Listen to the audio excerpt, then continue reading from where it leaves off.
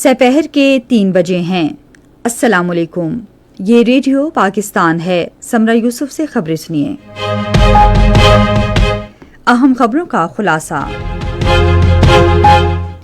پاکستان نے سعودی عرب کے ساتھ باہمی دفاعی معاہدے کی حقیقی روح کے مطابق یکجہتی کا اعادہ کیا ہے۔ پاکستان کی مسلح افواج نے افغانستان میں جاری آپریشن غضب للحق کے تحت افغان طالبان اور فتنہ الخوارج کے 4 دہشت گرد ٹھکانوں کو کامیابی سے تباہ کر دیا ہے۔ پنجاب کی وزیر اعلیٰ نے کہا ہے کہ صوبے بھر میں 49 سہولت بازار اور 11 رمضان بازار ضروری اشیاء خوردونوش ارزاں نرخوں پر فراہم کر رہے ہیں۔ اقوام متحدہ میں پاکستان نے مشرق وسطیٰ میں جارحیت کے فوری خاتمے پر زور دیا ہے۔ کل جماعتی حریت کانفرنس نے غیر قانونی طور پر جیلوں میں قید کشمیری حریت رہنماؤں اور نوجوانوں کی فوری رہائی پر زور دیا ہے۔ پاکستان اور بنگلہ دیش کے درمیان دوسرا ایک روزہ بین الاقوامی کرکٹ میچ ڈھاکہ میں جاری ہے۔ اور اب خبروں کی تفصیل۔ وزیر اعظم محمد شہباز شریف اور چیف آف آرمی اسٹاف اور chief of defence forces field marshal Syed Asim Munir نے جدہ میں سعودی ولی عہد محمد بن سلمان سے اہم ملاقات کی۔ ملاقات کی تصاویر جاری کر دی گئی ہیں، جس میں فیلڈ مارشل سید عاصم منیر کو پاکستان کی مسلح افواج کے کامبیٹ ڈریس میں دیکھا گیا، جو غیر معمولی اہمیت کا حامل ہے۔ آرمی چیف غیر ملکی دوروں کے دوران عام طور پر روایتی لباس پہنتے ہیں، لیکن اس ملاقات کے دوران ان کا جنگی لباس پہننا پاکستان کی اپنے دیرینہ برادر ملک سعودی عرب کے ساتھ مکمل یکجہتی کی علامت ہے اور اس عزم کا اعادہ کرتا ہے کہ پاکستان اپنے دیرینہ تعلقات اور باہمی دفاعی معاہدے کے دائرہ کار میں سعودی عرب کے دفاع میں ایک لمحے کے لیے بھی سمجھوتا نہیں کرے گا۔ پاکستان کی مسلح افواج نے آپریشن غضب للحق کے تحت افغانستان میں کامیاب فضائی حملے کیے ہیں۔ سیکورٹی ذرائع کے مطابق پاک فوج نے عسکری تنصیبات سمیت دہشت گردوں کے 4 ٹھکانوں کو مؤثر طریقے سے نشانہ بنایا۔ سیکورٹی ذرائع نے بتایا کہ پاک فوج نے کابل میں 313 کور کے انفراسٹرکچر کو نشانہ بنا کر تباہ کر دیا۔ قندھار میں تراوو دہشت گرد کیمپ کو کامیابی سے نشانہ بنایا گیا۔ قندھار میں مؤثر فضائی کارروائیوں میں ایئر فیلڈ کے تیل ذخیرہ کرنے کے مقام اور اس سے ملحقہ لاجسٹک انفراسٹرکچر بھی تباہ کر دیا گیا۔ ایک اور فضائی حملے کے دوران صوبہ پکتیا میں ایک دہشت گرد کیمپ کو نشانہ بنایا گیا۔ طالبان حکومت کے آمرانہ رویے اور عالمی قوانین کی خلاف ورزیوں نے افغانستان کو سفارتی اور اقتصادی تنہائی کی طرف دھکیل دیا ہے۔ افغان میڈیا ہشت صبح اور خامہ پریس کے مطابق اقوام متحدہ کی سلامتی کونسل میں 40 ممالک نے ایک مشترکہ بیان میں افغانستان میں خواتین پر سخت پابندیوں کی شدید مذمت کی ہے۔ افغان میڈیا کے مطابق سفارتکاروں اور انسانی حقوق کے کارکنوں نے خواتین اور لڑکیوں کی صورتحال بہتر بنانے کے لیے مؤثر اقدامات اور پالیسی تبدیلیوں پر زور دیا ہے۔ پنجاب کی وزیر اعلیٰ مریم نواز شریف نے کہا ہے کہ سہولت بازاروں میں ارزاں نرخوں پر کھانے پینے کی ضروری اشیاء فراہم کی جا رہی ہیں۔ انہوں نے آج ایک بیان میں کہا کہ صوبے بھر میں 49 مستقل سہولت بازار فعال ہیں، جبکہ عوام کی سہولت کے لیے 15 سہولت آن دی گو یونٹس اور 11 عارضی رمضان بازار بھی لگائے گئے ہیں۔ مریم نواز شریف نے کہا کہ سہولت بازار چھوٹے تاجروں کے لیے منظم کاروباری ماحول بھی مہیا کر رہے ہیں۔ انہوں نے حکام کو لاہور کے رہائشیوں کی سہولت کے لیے شہر میں مزید سہولت بازار کھولنے کی ہدایت کی۔ سندھ حکومت نے کراچی میں نئے روٹس اور صوبے کے دوسرے اضلاع میں مزید الیکٹرک بسیں چلانے کا فیصلہ کیا ہے۔ یہ فیصلہ آج کراچی میں سندھ کے وزیر اطلاعات اور ٹرانسپورٹ شرجیل انعام میمن کے زیر صدارت ایک اجلاس میں کیا گیا۔ اجلاس میں الیکٹرک ٹیکسیوں کے آغاز کے حوالے سے پیش رفت کا بھی جائزہ لیا گیا اور بتایا گیا کہ اس سلسلے میں جلد ایک مفاہمتی یادداشت پر دستخط کیے جائیں گے۔ سرسبز پاکستان اقدام کے دوسرے مرحلے کے تحت پنجگور میں کاشتکاروں کو مالی معاونت فراہم کرنے کا پروگرام جاری ہے۔ مقامی عمائدین، سماجی نمائندوں اور مختلف طبقات کے افراد کی موجودگی میں کمانڈنٹ پنجگور رائفلز نے ضلع پنجگور کے 24 کاشتکاروں میں چیک تقسیم کیے۔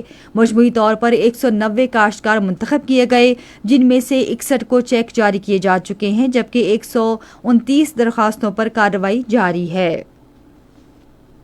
یہ خبریں آپ ریڈیو پاکستان سے سن رہے ہیں۔ پاکستان نے ایران کے جوہری مسئلے کے پرامن حل کے لیے اپنی حمایت کا اعادہ کیا ہے۔ ان خیالات کا اظہار اقوام متحدہ میں پاکستان کے مستقل مندوب عاصم افتخار احمد نے ایران کے معاملے پر قائم کردہ اقوام متحدہ کی کمیٹی 1737 کے بارے میں سلامتی کونسل کی بریفنگ کے دوران کیا۔ پاکستانی مندوب نے کہا کہ متعلقہ فریقین کے حقوق، ذمہ داریوں اور فرائض کے مطابق تمام متنازع مسائل کا گفت و شنید سے تصفیہ کرنے کے لیے سفارتکاری اور مکالمے کے رہنما اصول اختیار کیے جانے چاہیے۔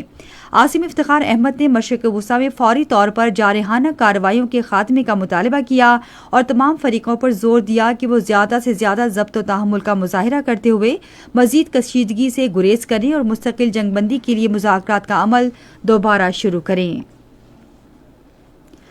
کل جماعتی حریت کانفرنس نے جیلوں میں غیر قانونی طور پر نظر بند کشمیری حریت رہنماؤں، کارکنوں اور نوجوانوں کی فوری رہائی کا مطالبہ کیا ہے۔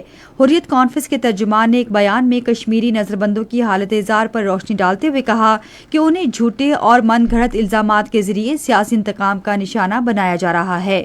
کل جماعتی حریت کانفرنس کے ترجمان نے بھارتی سپریم کورٹ کی جانب سے شبیر احمد شاہ کی ضمانت پر تبصرہ کرتے ہوئے کہا کہ انہیں کئی سال سے طویل غیر قانونی حراست کا سامنا تھا۔ ادھر بھارتی انتظامیہ نے کشمیری مسلمانوں کو آج جمعۃ الوداع کی نماز ادا کرنے سے روکنے کے لیے سری نگر کی تاریخی جامع مسجد کو سیل کر دیا۔ بھارت میں حزب اختلاف کے ارکان پارلیمنٹ نے ملک میں ایندھن کی قلت کے خلاف نئی دلی میں پارلیمنٹ ہاؤس کے باہر احتجاج کیا۔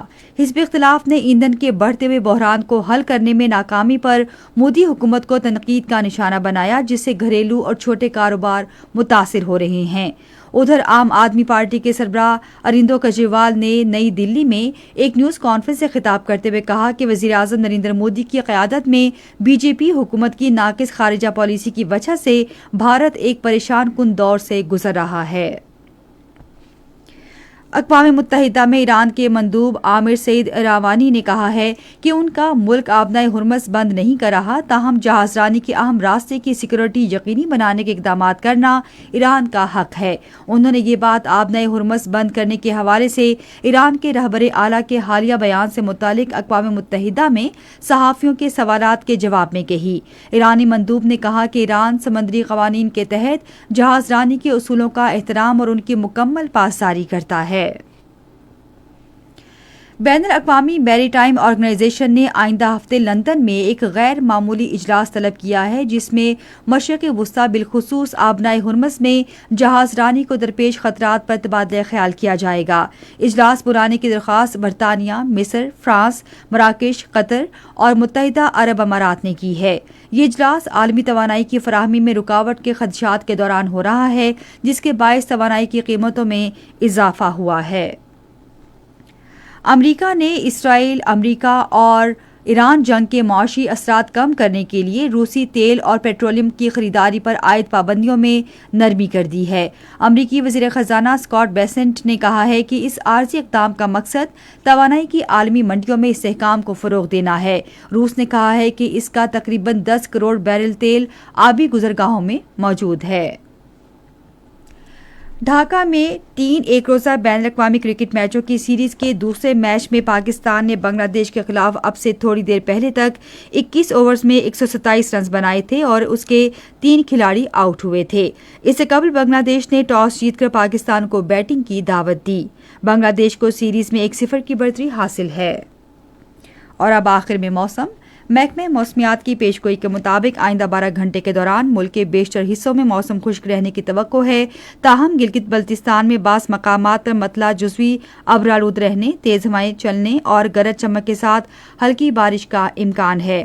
آج ریکارڈ کیا گیا بعض بڑے شہروں کا درجہ حرارت: اسلام آباد اور Peshawar 27 degree centigrade, Lahore 28، Karachi 36، Quetta 17، Gilgit 12، Muzaffarabad 26، مری 18، جبکہ سری نگر 13، جموں 28 اور لیہ میں 4 ڈگری سینٹی گریڈ۔ آخر میں اہم خبروں کا خلاصہ ایک بار پھر سن لیجیے۔